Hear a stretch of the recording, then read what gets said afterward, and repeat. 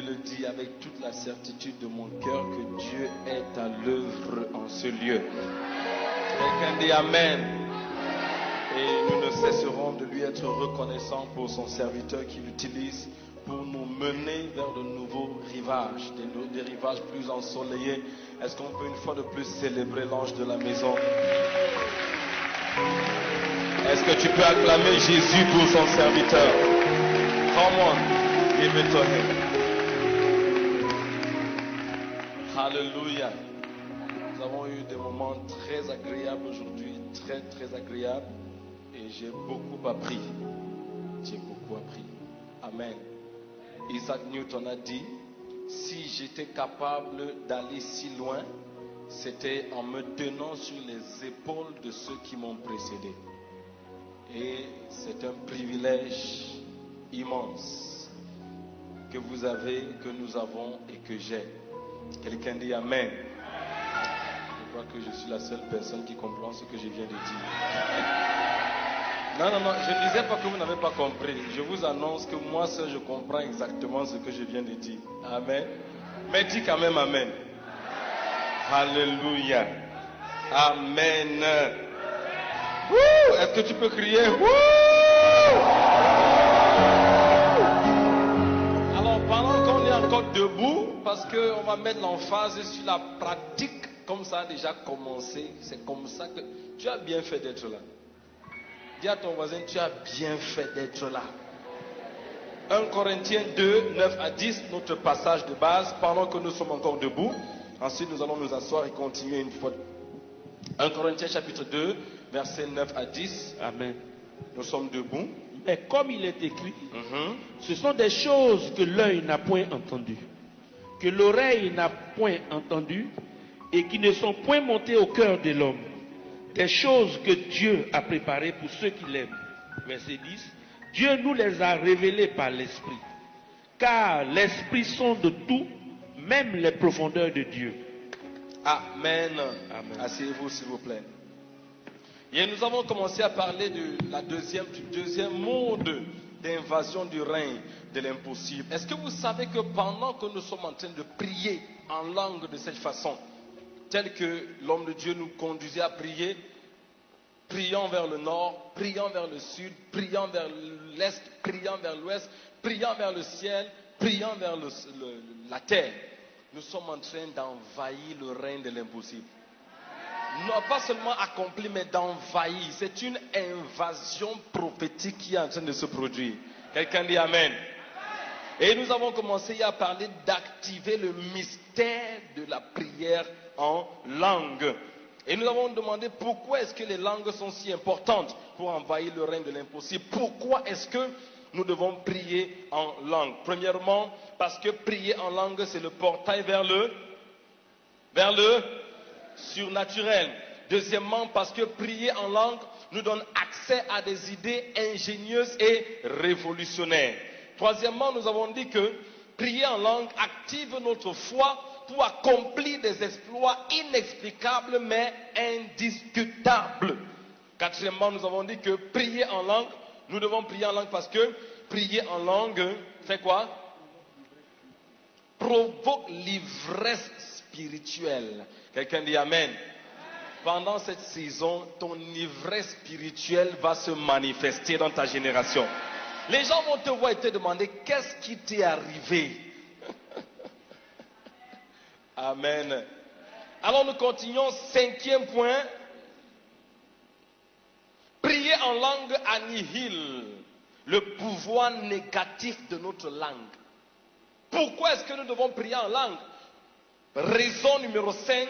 Parce que prier en langue annihile. Annihiler signifie détruire ou annuler. Prier en langue annihile le pouvoir négatif de notre langue. La Bible appelle notre langue un feu. Jacques chapitre 3 verset 6. Vous vous souvenez? Jacques chapitre 3 verset 6. La Bible dit la langue aussi est un feu. C'est le monde de l'iniquité. La langue est placée parmi nos membres, souillant tout le corps et enflammant le cours de la vie, étant elle-même enflammée de la géhenne. La langue est un feu. Donc, notre langue est un feu. Dieu nous a donc donné des langues de feu pour combattre le feu de notre langue. Dieu nous a donné les langues de feu pour combattre le feu de notre langue. Dis avec moi, Dieu m'a donné les langues de feu. Oh, dis-lui à haute voix, s'il te plaît. Dis, Dieu m'a donné les langues de feu pour combattre le feu de ma langue. Vous savez, Dieu est un maître planificateur. Est un maître planificateur. C'est visible à partir de Genèse chapitre 1. C'est clair, la Bible dit au commencement, Dieu créa les cieux et la terre. La terre était informe et vide. Il y avait des ténèbres sur la surface de l'abîme et l'Esprit de Dieu se mouvait au-dessus des eaux. Et Dieu dit que la lumière soit et la lumière fut. Et Dieu vit la lumière qu'elle était bonne et Dieu sépara la lumière des ténèbres. Et Dieu appela la lumière jour, il appela les ténèbres nuit. Et un matin, ce fut le premier jour. Et Dieu dit qu'il y a un firmament qui sépare les eaux d'en haut avec les eaux d'en bas. Et Dieu fit le firmament. Dieu crée, il organise tout. Il n'a pas créé l'homme avant de chercher où le placer. Il a créé où le placer avant de le créer. Il n'a pas créé les poissons. Il n'a pas créé la verdure avant de créer la lumière. Il a créé la lumière avant de... Pourquoi? Parce qu'il savait que par le principe de la photosynthèse, la verdure a besoin de la lumière pour pouvoir exister. C'est un maître planificateur. C'est pourquoi lorsqu'il te prend de l'Égypte, il ne te sort pas de l'Égypte avant de réfléchir sur Canaan. Il réfléchit sur Canaan avant de te sortir de l'Égypte. C'est un maître planificateur. Donc c'est lui qui nous a créés et il maîtrise notre physiologie. Il maîtrise notre... Dieu maîtrise, il sait... Est-ce que vous savez que des recherches scientifiques récentes ont démontré qu'il existe un nerf qui connecte la langue directement à l'hypophyse. L'hypophyse, c'est le centre du système nerveux de notre système mental. C'est ce qu'on appelle l'hypophyse. Donc les scientifiques ont découvert qu'il y a un nerf qui connecte directement la langue à l'hypophyse. Or, l'hypophyse, si c'est le siège des actions, ça veut dire que lorsque votre corps a une information, ce qu'on appelle les stimuli, il renvoie directement ces informations et tout votre système réagit automatiquement. Ça veut dire que lorsque vous ouvrez la bouche pour dire quelque chose, parce que votre langue est directement connectée à l'hypophyse, ce que vous dites envoie un message à votre système nerveux et le message reçu par le système nerveux renvoie donc des stimuli dans tout votre corps et le corps commence à réagir de manière correspondante à ce que la langue a dit. Donc, avant que Dieu ne nous parle de la langue, il savait le pouvoir que la langue a. Quelqu'un dit Amen. C'est pourquoi Proverbe est clair à ce sujet. La mort et la vie sont au pouvoir de la langue. Quiconque l'aime en mangera les fruits. Proverbe 18, verset 21. Donc, la langue, écoutez bien. Nos langues sont des instruments de rédaction de nos destinées. Nos langues sont des instruments de rédaction de nos destinées. C'est clair. Psaume 45, verset 1. Psaume 45, verset 1, la Bible dit, des paroles pleines de charme bouillonnent dans mon cœur. Je dis, mon œuvre est pour le roi. Que ma langue soit comme la plume d'un habile écrivain. Est-ce que tu as lu ça? Psaume 45, verset 1. Que ma langue soit comme la plume d'un habile écrivain. Donc il est clair de ce passage que ta langue est une plume. Oh, non. Ta langue est une plume. Quelqu'un dit ma langue est une plume. Et la première chose que ta langue écrit, c'est ton avenir. C'est pourquoi je crois que nos langues rédigent nos destinées. Ainsi, ta langue peut être comme la plume d'un habile écrivain ou comme la plume d'un piètre écrivain. Le choix t'appartient. Alors, regardez ceci. Si notre langue est une plume, alors parler en langue est une encre. Tu es venu à l'église ce soir? Ou bien, si tu es encore trop en esprit, le bishop nous a amené dans une dimension spirituelle très élevée. Reviens d'abord un peu sur la terre, on va repartir après. Il faut que tu comprennes. Si ta langue est une plume, alors parler en langue est une encre. Parce que tu utilises la langue pour écrire et tu parles en langue. Donc parler en langue c'est écrire parce que la langue c'est la plume. Donc l'action de parler en langue c'est une encre. Et ça veut donc dire que quand tu... Écoutez, si vous utilisez une encre rouge sur un matériau, le matériau prend la couleur de l'encre, vrai ou faux?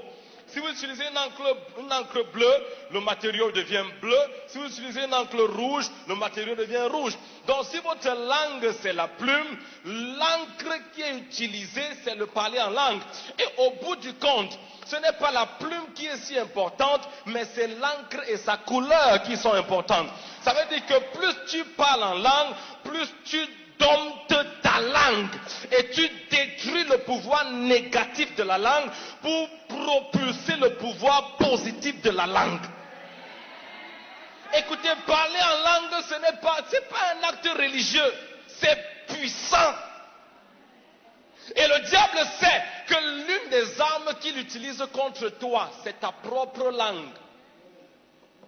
Il sait, donc il fait tout pour que tu ne découvres pas la puissance du parler en langue, parce qu'il sait que si tu découvres et tu commences à pratiquer, tu seras en train de détruire l'une des armes qu'il utilise contre toi, ta bouche.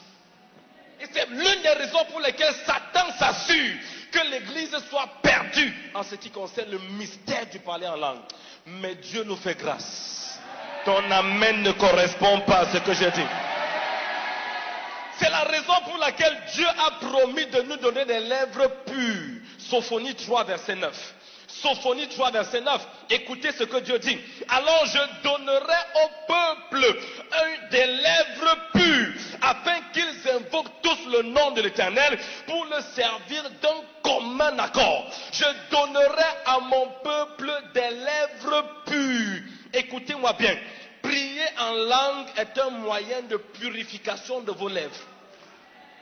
Lorsque tu pries en langue, il y a un processus de purification de ta bouche. Dis avec moi, c'est puissant. Non, crie avec moi, ça c'est puissant. Et parce que le parler en langue est un langage pur, plus vous le parlez, plus vos lèvres deviennent pures. Et plus vos lèvres sont pures, plus votre vie deviendra pure. Parce que très souvent l'impureté passe par nos bouches.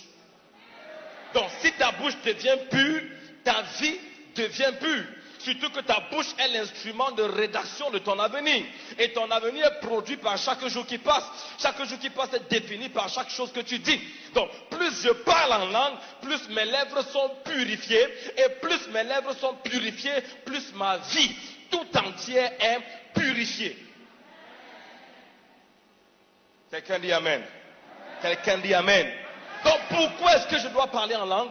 Parce que le parler en langue purifie mes lèvres. Parce que le parler en langue annihile le pouvoir négatif de ma langue. Quelqu'un dit Amen. Reçois cette grâce ce soir au nom de Jésus. Plus tu parleras en langue, plus ta vie deviendra pure. Que ton amen soit plus fort que celui de ton voisin. Sixième raison. Pourquoi est-ce que nous devons parler en langue si nous voulons envahir le règne de l'impossible? Sixième raison. Parce que prier en langue fortifie l'unité spirituelle et l'invincibilité physique de l'Église.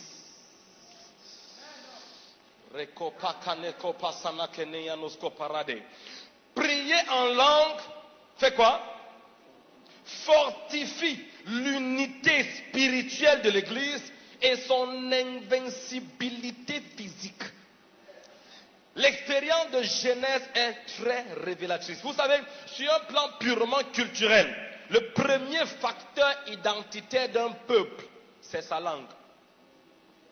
La langue est reconnue comme le tout premier élément d'identification d'un peuple. Donc, pour un peuple, parler la même langue renforce leurs liens socio-culturels. Écoutez donc ce que Dieu va dire dans Genèse chapitre 11, du verset 1 au verset 6. Mais je lis juste le verset 1 et 6. Genèse 11, 1 et 6. Genèse 11, 1 et 6. Toute la terre avait une seule langue et les mêmes mots.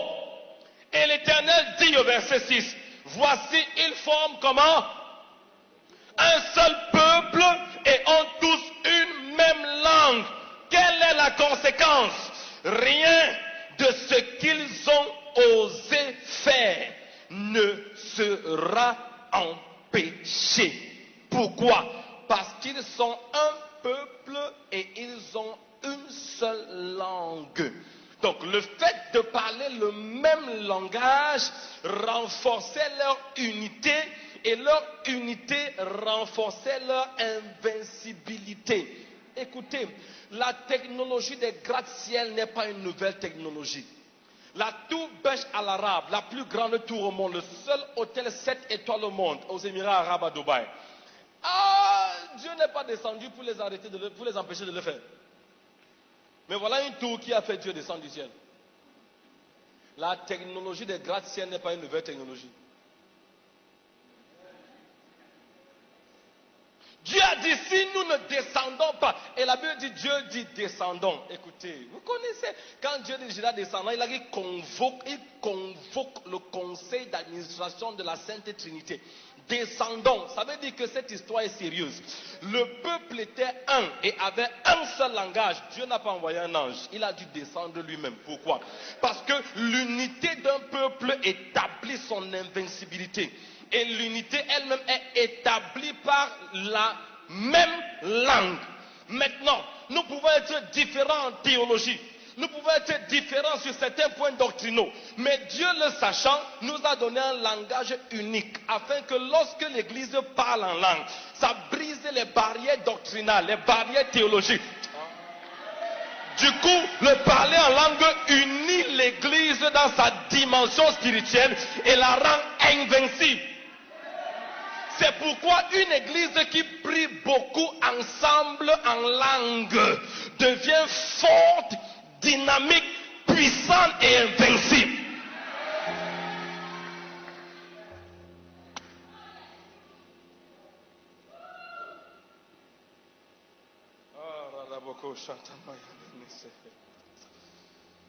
Quelqu'un dit Amen. Raison numéro 7. Prier en langue nous donne un accès direct à la volonté parfaite de Dieu. Prier en langue nous donne un accès direct à quoi? À la volonté parfaite de Dieu. La 7e raison pour laquelle nous devons prier en langue, si nous voulons envahir le règne de l'impossible, c'est parce que prier en langue nous donne quoi? Un accès direct à la volonté parfaite de Dieu. Vous savez, la volonté parfaite de Dieu s'obtient dans la prière parfaite. Et la seule forme de prière parfaite, c'est prier en langue. Pourquoi? Parce que prier en langue est un langage parfait. Et il n'est pas déterminé par vous dans sa teneur. La Bible dit, le Saint-Esprit leur donnait de s'exprimer. Quelqu'un dit Amen. Donc, si vous désirez connaître le plan de Dieu pour un sujet et vous êtes confus, passez suffisamment de temps à prier en langue et graduellement, vous verrez les nuages de la confusion se dissiper. Vous savez, très souvent, lorsque nous voulons prier, nous allons dans la présence de Dieu avec des idées préconçues, n'est-ce pas?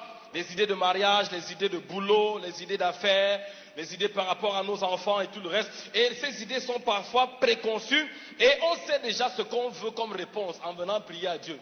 Seigneur, est-ce que tu veux que j'épouse cet homme? En fait, Seigneur, fais que je l'épouse. Donc tu embrouilles Dieu, Dieu ne sait plus si tu lui demandes la permission ou si tu venais l'informer. Seigneur, vraiment il est beau, il est riche, c'est vrai que peut-être ce n'est pas ta volonté, mais tu as aussi dit que tu nous donneras les désirs de nos cœurs, finalement tu veux quoi? Tu veux sa volonté ou tu veux tu veux sa permission? Quelqu'un dit Amen. Mais lorsque vous commencez à prier en langue, il y a une manifestation, une clarté qui se produit. Et la Bible déclare dans le livre de Romains chapitre 8, versets 26 à 27, Romains 8, 26 à 27, de même aussi l'Esprit nous aide dans notre faiblesse, car nous ne savons pas ce qu'il convient de demander dans nos prières. Vous croyez ça?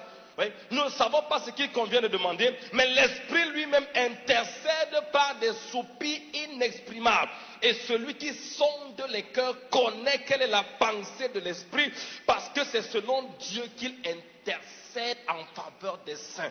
Quand tu pries en langue, il y a une clarté d'esprit, il y a une dissipation des nuages de la confusion qui se produit et Dieu commence à te révéler parfaitement quelle est sa volonté. Écoutez, voyez dans Romains chapitre 12, verset 2, Paul parle de 3 dimensions de la volonté de Dieu. Combien de dimensions? 3 dimensions. Il parle de la bonne volonté de Dieu. Romains 12, verset 2. Ne vous conformez pas au siècle présent, mais soyez transformés par le renouvellement de votre intelligence, afin que vous discerniez quelle est la volonté de Dieu, ce qui est bon, agréable et parfait. Amen. Donc, il y a la bonne volonté de Dieu, il y a la volonté agréable de Dieu, il y a la volonté parfaite de Dieu.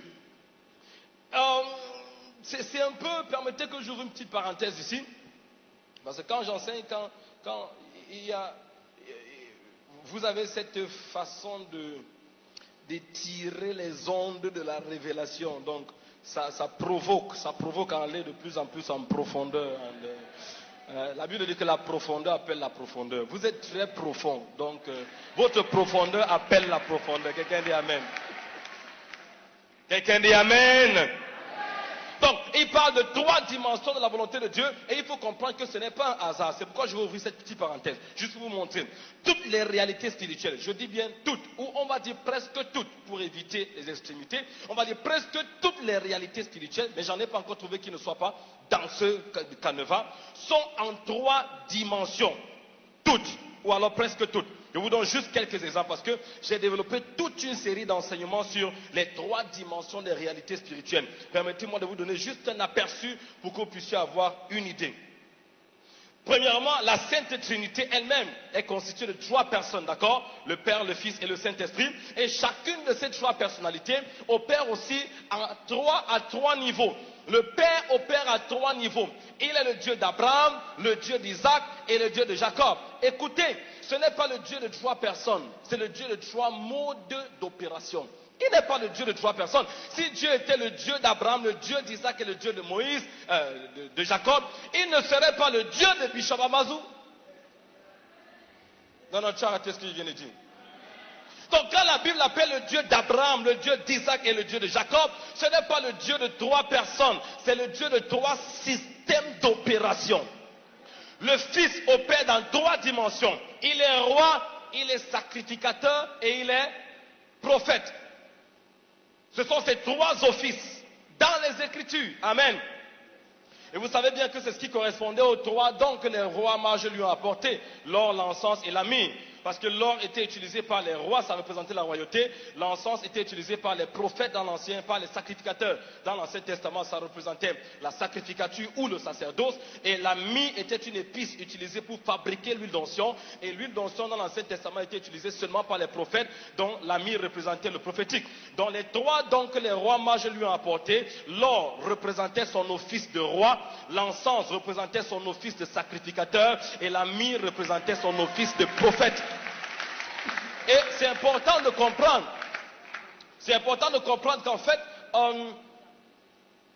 il opérait dans les 3, mais il avait la permission d'opérer dans 2, sauf une, qui était la dernière. Et Dieu va utiliser quelque chose pour le faire opérer dans cette autre dimension. Parce qu'il était roi. Il pouvait être roi parce qu'il descendait de Juda. Et la royauté venait de Juda. Donc s'il venait de Juda, il avait la légitimité d'être roi.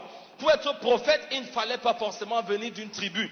Donc il pouvait être prophète. Mais pour être sacrificateur, il devait absolument provenir de la tribu de Lévi.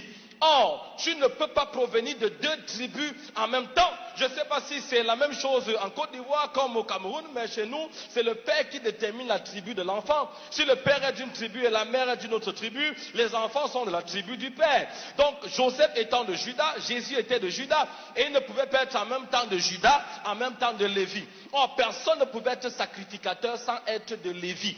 Or, Jésus ne peut pas s'offrir en sacrifice sans être sacrificateur. Et il ne peut pas être sacrificateur s'il n'est pas lévite. Et il ne peut plus être lévite parce qu'il est déjà de Juda. Et il peut être roi venant de Juda. Il peut être prophète venant de n'importe où. Mais il ne peut pas être sacrificateur. C'est pourquoi il va donc aller vers son cousin qui lui vient de Zacharie, qui est de la tribu des sacrificateurs. Et il va lui demander de le baptiser. Jean-Baptiste dit non, non, non, non. Dans le règne spirituel, je ne peux pas t'imposer les mains. C'est toi qui dois. Jésus dit non. Il faut que tu le fasses. Parce qu'en me baptisant, tu seras en train de transférer.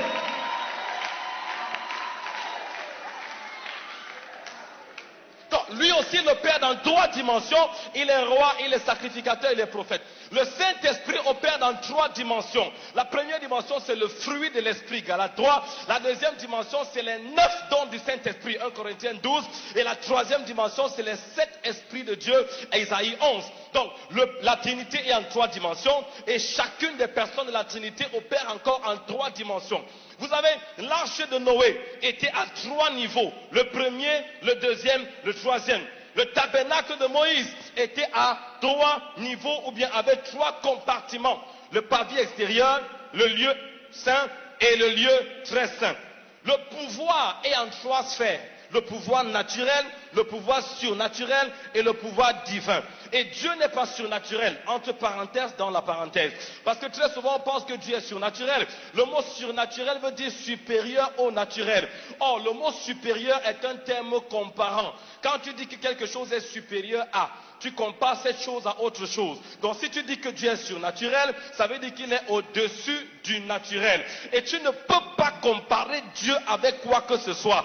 Il n'est pas surnaturel, il est dans son monde à lui seul, il est divin. Ça veut dire, on doit prier en langue 30 minutes, on doit prier, on a la prière en langue. Donc, le pouvoir est en 3 sphères, le pouvoir naturel, le pouvoir surnaturel, le pouvoir divin. Le salut est en 3 dimensions. Le salut de l'esprit qui se produit à la nouvelle naissance, le salut de l'âme qui est un processus travaillé à votre salut, et le salut du corps qui se produira lorsque nous le verrons tel qu'il est. Et il y a également la semence de la parole qui produit en 3 niveaux de productivité. La trentaine, la soixantaine et la quarantaine. Et la centaine, autant pour moi. Remarquez qu'il y a des équivalences et des correspondances dans toutes ces dimensions. Par exemple, les 3 niveaux de productivité. Vous connaissez la semence, la parabole du semeur. La semence a produit, Marc 4, 14, le semeur sème la parole. Donc ça a produit en trentaine, soixantaine et en centaine. Les 3 niveaux de productivité, par exemple, sont une correspondance des 3 compartiments de l'arche du tabernacle de Moïse. La productivité en 30, ou alors la trentaine, correspond au pavillon extérieur. La soixantaine correspond au lieu saint. Maintenant, la troisième dimension, attendez, parce qu'il y a une séquence qui apparaît. On passe de 30 à 60. Et là, on comprend qu'il y a une séquence qui est de 30. Donc, normalement, le 3e niveau est censé être combien ? 90. Mais parce que ça correspond au lieu très saint et que Dieu ne peut pas être 90. Il n'y a que 2 personnes qui ont compris ce que je dis. Aïe, aïe, aïe, aïe. C'est pourquoi il a brisé la séquence. Il a produit en 30 pavillons extérieurs, 60 lieux saints, lieux très saints, c'est pas 90, c'est 100. Parce que 100 c'est la complétude, c'est la totalité. Et Dieu ne saurait être 90, il ne peut que être 100. Donc la volonté de Dieu aussi est en 3 dimensions. C'était une petite parenthèse. Asseyez-vous. C'était une petite parenthèse que je vais fermer rapidement. Donc la volonté de Dieu aussi est en 3 dimensions. La bonne volonté de Dieu, la volonté agréable de Dieu et la volonté parfaite de Dieu. Alors lorsque votre prière est encore à la dimension du pavillon extérieur, vous avez accès à la bonne volonté de Dieu. Il fait pleuvoir sa pluie sur les bons et sur les méchants. Lorsque vous poussez la prière pour entrer dans le lieu saint, vous avez accès à la volonté agréable de Dieu, ce que certains appellent la volonté permissive de Dieu. Mais lorsque vous poussez la prière jusqu'au lieu très saint, à ce moment, vous entrez dans l'accès à la volonté parfaite de Dieu. Et ça, parler en langue, vous amène facilement dans cette dimension. Quelqu'un dit Amen. Est-ce que tu es là pour dire Amen? Est-ce que tu dis Amen? Maintenant, il est important que je précise quelque chose parce que il faut l'équilibre important. En chimie, on nous parlait toujours d'équilibrer les équations. Il ne faut pas que tu sortes d'ici en disant, donc si je parle pas en langue, je peux connaître la volonté parfaite de Dieu. Non, pour éviter un quiproquo. Il est possible de connaître la volonté parfaite de Dieu sans prier en langue. Une prière sincère et sans prédisposition peut vous donner un accès à la volonté parfaite de Dieu. Mais le mérite de prier en langue est que ça vous amène dans une dimension de communication parfaite avec Dieu où il devient plus facile de trouver sa volonté parfaite. Est-ce que tu as compris cet équilibre-là? Donc si tu ne parles pas encore en langue, heureusement que le bishop a prié pour ceux qui n'étaient pas, qui ne sont pas encore baptisés ou qui ne parlent pas encore en langue hier. Et je crois que pendant qu'on prie là, franchement, si dans l'atmosphère, si tu qu'on élève seulement légèrement ton esprit, le genre d'atmosphère qu'il y a ici ce soir. Non, si tu ne parles pas en langue avant de sortir là, tu vas parler en langue. Ton amen. Même si toi tu parles déjà, dis amen pour ton voisin qui ne parle pas encore. Je déclare dans ta vie, et si tu lèves les mains pour recevoir, ça va arriver, que tous les sujets qui prêtaient à confusion dans ta vie trouvent une direction cette nuit au nom de Jésus. Pendant que tu commences à prier en langue, que la confusion cède passage à la direction.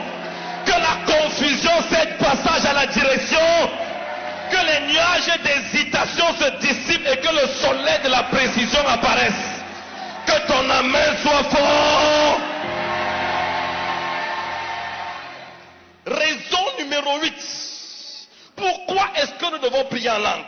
Parce que prier en langue est le seul don spirituel dont le diable peut imiter la manifestation mais pas les résultats. J'ai envie de descendre. Non, je remonte. Parler en langue est le seul don spirituel dont le diable peut imiter la manifestation mais pas les résultats. Le seul. Vérifiez. Je n'ai pas le temps pour vous prendre dans tous les 9 dons spirituels, mais très rapidement, vous savez de quoi il s'agit, n'est-ce pas? Le diable peut imiter le don de prophétie, vrai ou faux? Alors, suivez bien ce que je dis. Il peut imiter la manifestation des langues. Il y a des gens qui parlent n'importe quoi, n'est-ce pas? Et ce n'est pas les langues. Si on me parle, voilà. Je ne vais pas dans les polémiques. Mais ils peuvent imiter. Mais ce n'est pas le parler en langue. Le diable peut imiter la prophétie et produire les résultats que la prophétie produit. Le diable peut imiter la parole de connaissance et produire les résultats que la parole de connaissance produit. Talk to me now. Vrai ou faux? Il peut imiter les miracles et produire quels sont les effets que la parole de connaissance produit. La conviction, la crainte, la peur, ainsi de suite. Il peut, ou alors la conviction que waouh, ça c'est vraiment Dieu. Le diable peut imiter la parole de connaissance et produire le même résultat. Il peut imiter le miracle et qu'est-ce que le miracle produit? La joie.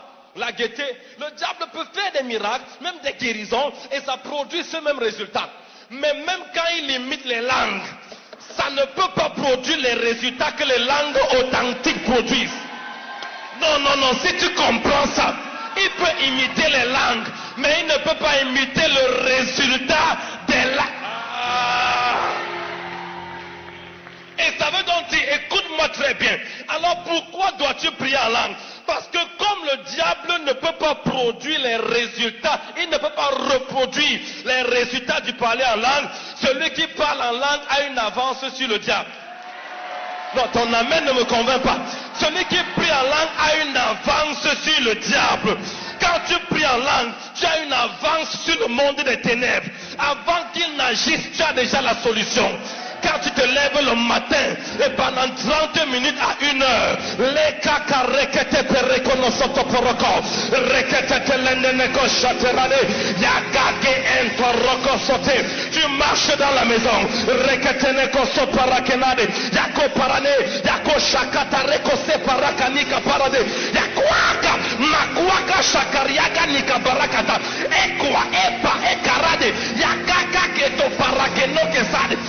Pendant 30 minutes à 1 heure, pendant que tu es en train de parler en langue, tu es en train de dévancer l'ennemi sur le champ de bataille. Avant qu'il n'arrive pour créer l'accident, les anges de Dieu sont déjà là. Avant qu'il apporte la maladie, la guérison est déjà là. Avant qu'il n'envoie un accident, les anges de Dieu ont déjà préparé le chemin. Parce que tu es en avance sur lui.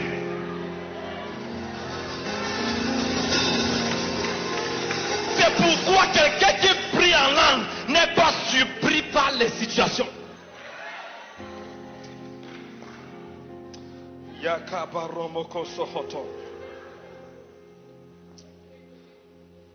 Neuvième raison, prier en langue nous permet de maintenir une atmosphère permanente de prière. Prier en langue nous permet, est-ce que tu peux dire avec moi, prier en langue? Lève la main droite s'il te plaît, dis prier en langue nous permet de maintenir une atmosphère permanente de prière. La Bible nous instruit dans 1 Thessaloniciens 5:17 de faire quoi? De prier sans cesse. Maintenant, moi je te pose une question. Est-ce qu'il est possible d'obéir à une telle instruction?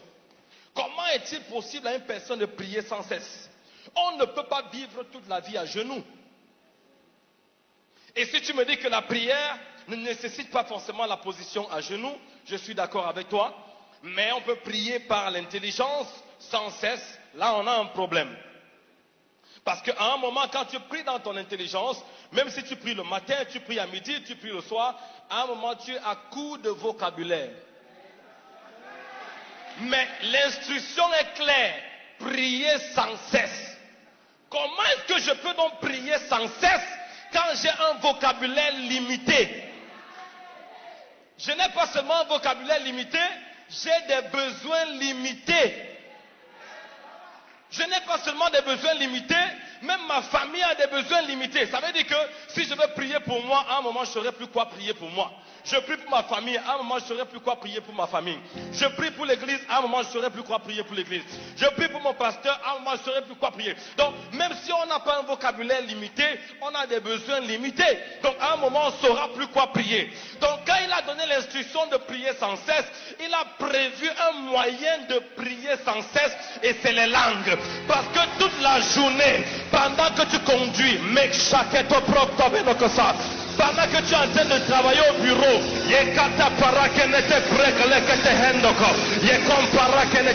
pendant que tu es en train de prendre les photos,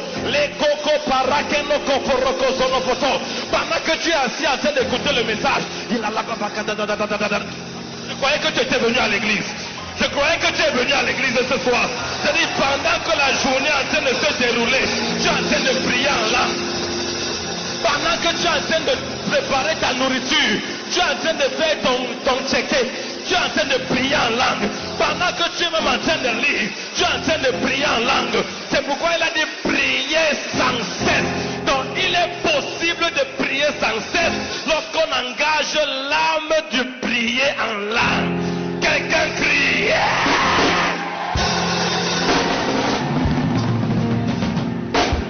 Asseyez-vous. Le dernier point. Un dernier point ou un avant-dernier point. Ou alors avant-avant-dernier. Vous là, vous me trompez. Quand le bishop va venir arracher le micro de ma bouche, vous ne serez... Yes.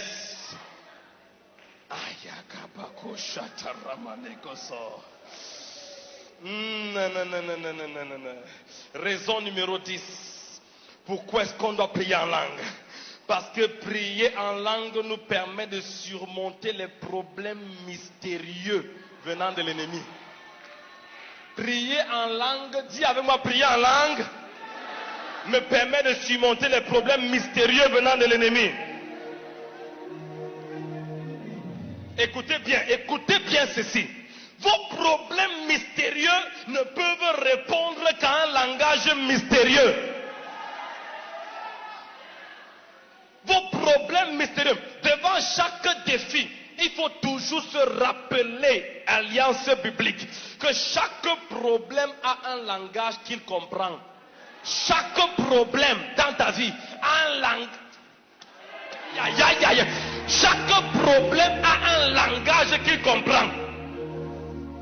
Si tu comprends ça, dis amen. Chaque problème a quoi? Un langage qu'il comprend. Le langage que Goliath comprend, n'est pas le langage que Pharaon comprend. Parce que Pharaon comprend le langage de la mer. Goliath comprend le langage du caillou et de la fronde. Ça veut dire que lorsque tu fais face à Goliath, il faut parler le langage du caillou et de la fronde. Lorsque tu fais face à Pharaon, il faut utiliser le langage de la mer. Mais lorsque tu te retrouves devant un ennemi mystérieux, tu as un problème, tu ne connais pas la source. Tu as une maladie, tu ne connais pas l'origine. Quand le problème est mystérieux, ça ne comprend pas le langage de la mer. Ça ne comprend pas le langage du caillou et de la fronde. Engage un langage mystérieux. Quand ton problème parle un langage mystérieux, engage ta part de langage mystérieux. Quelqu'un crie amen. Donc prier en langue. Prier en langue, c'est recourir au mystérieux pour répondre au... Non, dis avec moi. Prier en langue, c'est recourir au mystérieux pour répondre au mystérieux. Dis ça à 3 personnes. Dis ça à 3 personnes. Oh, comment dis ça à 3 personnes. Dis ça à 3 personnes. Prier en langue, c'est recourir au mystérieux pour répondre au mystérieux. Écoutez-moi bien. En stratégie de guerre, lorsque l'ennemi camoufle son identité, tu dois camoufler ta stratégie. Lorsque l'ennemi... Non, c'est la Coran qui comprend bien ici. C'est eux qui comprennent là. Je dis, lorsque l'ennemi camoufle son identité, tu dois camoufler ta stratégie. Donc quand le diable t'apporte un problème que tu ne comprends pas, réponds-lui avec un langage qu'il ne comprend pas.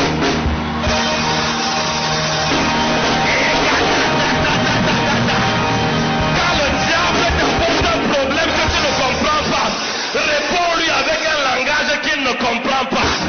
La Bible déclare dans Actes chapitre 9 que lorsque Dorcas est morte d'une manière mystérieuse, parce que les gens mouraient, personne ne se souciait. Mais quand Dorcas est morte, les frères ont dit ce n'est pas normal. Ils ont envoyé qu'on appelle Pierre. Ma Bible dit, Bishop, que lorsque Pierre est arrivé, il a fait sortir tout le monde. Et il s'est tourné pas vers le corps, mais il s'est tourné vers le mur. Les kangeno onda, erekete perenonoto, yakaketo porokoto, jakuaka pernetiado solodo, yeka.